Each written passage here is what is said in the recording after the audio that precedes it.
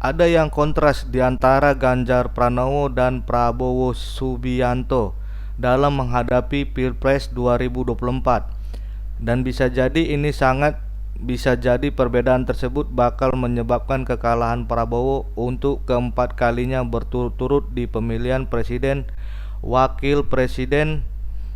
Perbedaan tersebut sangat kasat mata, sangat kontras. Perbedaan strategi ini menunjukkan Ganjar mampu memanfaatkan keunggulan yang dimilikinya dengan sangat maksimal. Sementara itu, Prabowo masih berputar-putar dalam kebingungannya sendiri. Perbedaan tersebut adalah ini sejak dideklarasikan sekitar sebulan lalu oleh PDI Perjuangan. Ganjar langsung tancap gas menyapa rakyat. Dia fokus menyapa rakyat memilih.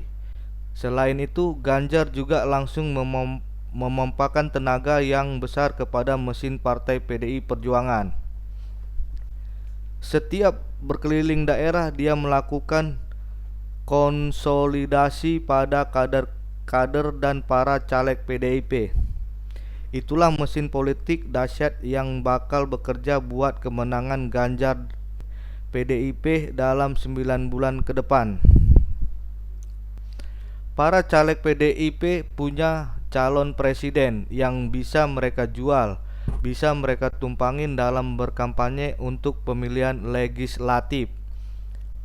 Mereka sejak awal bisa mengidentikan dirinya dengan sosok Ganjar kepada para calon pemilih si rambut putih itu. Sekarang jumlah sudah hampir 40% dari total pemilih, dan sebaliknya Ganjar kini punya puluhan ribu kader para caleg tersebut yang sekarang jumlahnya sudah hampir 40% dari total pemilih, dan sebaliknya Ganjar kini punya puluhan ribu kader para caleg tersebut yang berkampanye untuk di seluruh penjuru Indonesia, baik itu para caleg DPR RI, caleg DPR tingkat 1 maupun caleg tingkat kabupaten kota. Boleh dikata sekarang ini mesin kampanye Ganjar sudah langsung bergerak dengan kekuatan penuh. Sementara itu, dua pesaing utamanya yakni Prabowo Subianto dan Anies Baswedan, jangankan berkampanye secara full speed, mereka masih diam di tempat. Mereka masih disibukkan untuk urusan membangun koalisi dan konflik pemilihan cawapres. Ketemu lagi dengan saya Wesley Andrean, reporter Sirait News.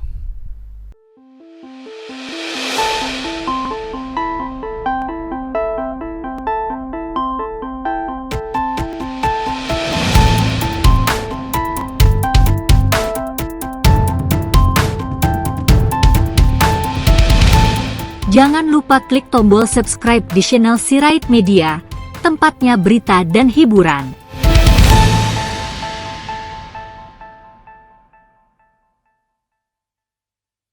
Ketua Umum Partai Gerindra Prabowo Subianto tidak menyangka akan mendapatkan sejumlah dukungan dari pendukung Presiden Joko Widodo dan Wali Kota Solo Gibran Rakabuming Raka. Sebelumnya, relawan Jokowi dan Gibran mengarahkan dukungannya untuk Prabowo pada Jumat 19 Mei 2023. Arahan dukungan ini diwakilkan 15 koordinator lapangan relawan gabungan dari Jokowi dan Gibran di Angkringan Omah Semar, Kota Solo, Jawa Tengah. Ketua Umum Partai Gerindra Prabowo Subianto tidak menyangka akan mendapatkan sejumlah dukungan dari pendukung Presiden Joko Widodo dan Wali Kota Solo Rakabuming Raka. Sebelumnya, relawan Jokowi dan Gibran mengarahkan dukungannya untuk Prabowo pada Jumat 19 Mei 2023. Arahan dukungan ini diwakilkan 15 koordinator lapangan relawan gabungan dari Jokowi dan Gibran di Angkringan Omah Semar, Kota Solo, Jawa Tengah. Sekarang ini, Prabowo Subianto masih terus disibukkan dengan urusan elit politik. Dia bertemu ke sana kemari, bertemu dengan para ketua umum partai-partai politik, buam menjajaki koalisi. Tapi sejauh ini Hasil dari pertemuan-pertemuan tersebut masih terus bulat, nggak jelas arah dan kesimpulan. Akhirnya dengan siapa? Akhirnya Prabowo dan Gerindra akan berkoalisi semua masih tanda tanya besar. Usaha paling jauh yang bisa dilakukan oleh Prabowo terkait kampanye adalah menampung kelompok-kelompok relawan Jokowi yang tidak bisa merapat ke Ganjar Prabowo karena satu dan lain sebab.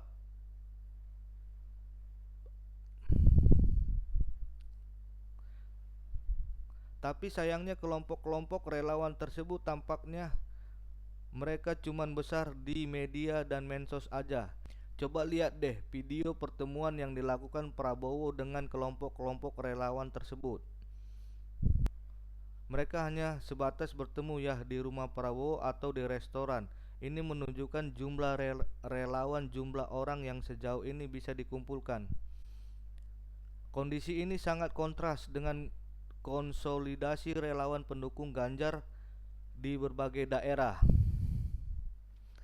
Mereka membutuhkan ruangan berukuran gor buat tempat berkumpul di mana ribuan relawan sangat antusias untuk bertemu langsung dengan calon presiden yang didukungnya.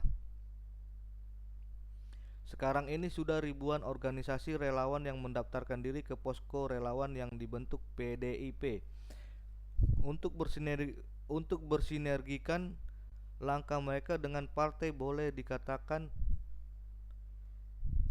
kalau kita mau jujur ya, kejadian minggu lalu di Solo di mana ada relawan Jokowi dan Gibran mendeklarasikan dukungan terhadap Prabowo, dan deklarasi ini diadakan di sebuah restoran, bukan hal besar yang mampu menampung hingga ribuan pendukung. Walaupun dihadirin langsung oleh Gibran, sepertinya deklarasi ini hanya gimmick untuk membesarkan hati Prabowo karena angka surveinya mulai jauh ditinggal oleh Ganjar. Memang merapat ke keluarga Jokowi adalah strategi yang sedang diusung oleh Prabowo. Hitungan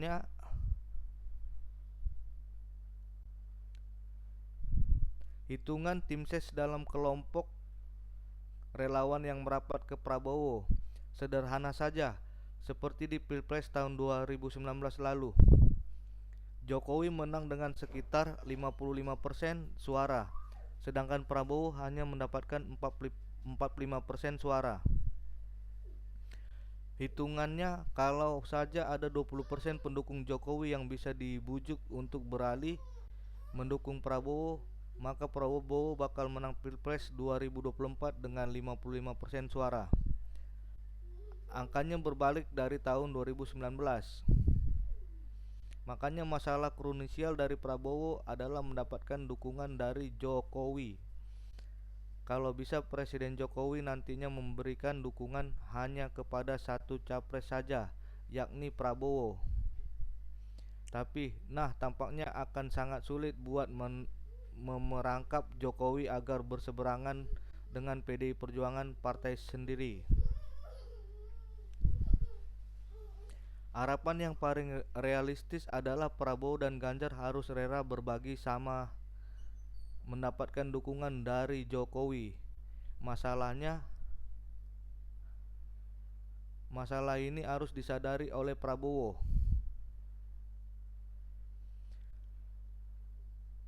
Menghitung dukungan dan pilihan rakyat tidak sesimpel hitungan matematika biasa Pilpres di tahun 2019. Membuktikan kalau seiring dengan waktu dukungan terhadap Prabowo pun bisa berkurang dari sekitar 48% di Pilpres 2014 menjadi 45% di Pilpres 2019. Selain itu, yang harus juga diperhitungkan, Ganjar Pranowo punya beberapa kelebihan di mata rakyat yang enggak dipunyai oleh Jokowi. Dan tentu Jokowi juga punya banyak kelebihan yang enggak dipunyai oleh Ganjar.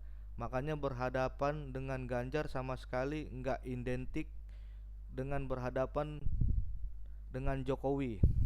Kalau boleh jujur, ya dari sisi penampilan Ganjar ini lebih menarik dibandingkan Jokowi. Dan soal ini ada loh, rakyat memang mendasarkan pilihannya berdasarkan penampilan, maka mereka yang di tahun 2019 menganggap Prabowo lebih gagah dari Jokowi, bisa jadi sekarang menilai Ganjar lebih gagah dibandingkan Prabowo yang sudah semakin menua.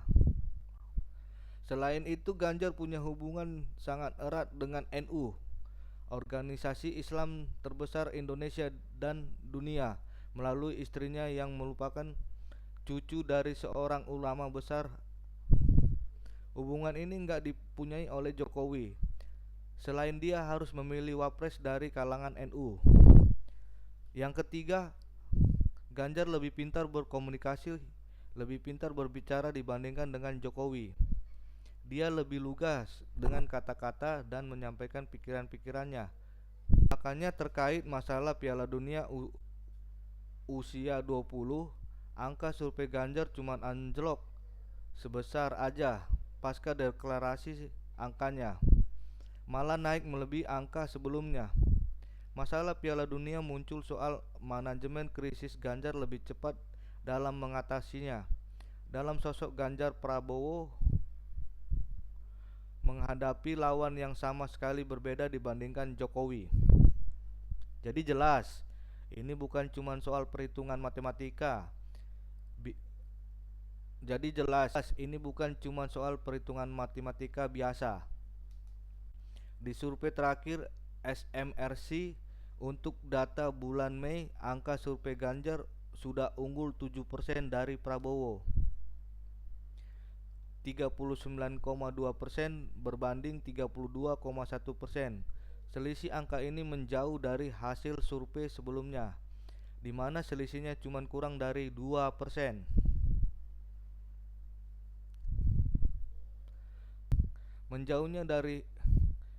Menjauhnya hasil survei Ganjar dari Prabowo adalah buah dari kampanye gencar Ganjar menyapa rakyat dalam sebulan terakhir. Sekarang dia sudah semakin dikenal oleh publik.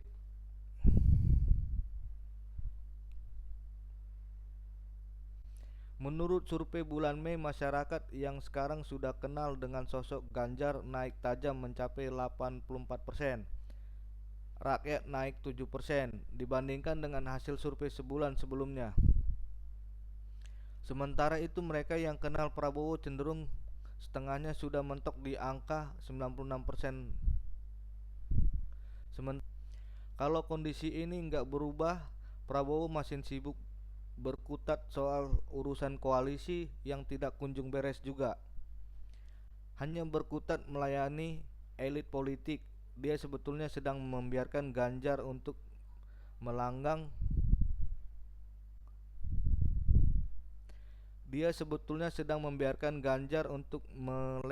sendirian dalam mendulang dukungan rakyat, dan bisa jadi dalam 6 bulan ke depan Prabowo belum akan selesai dengan urusan elit politiknya.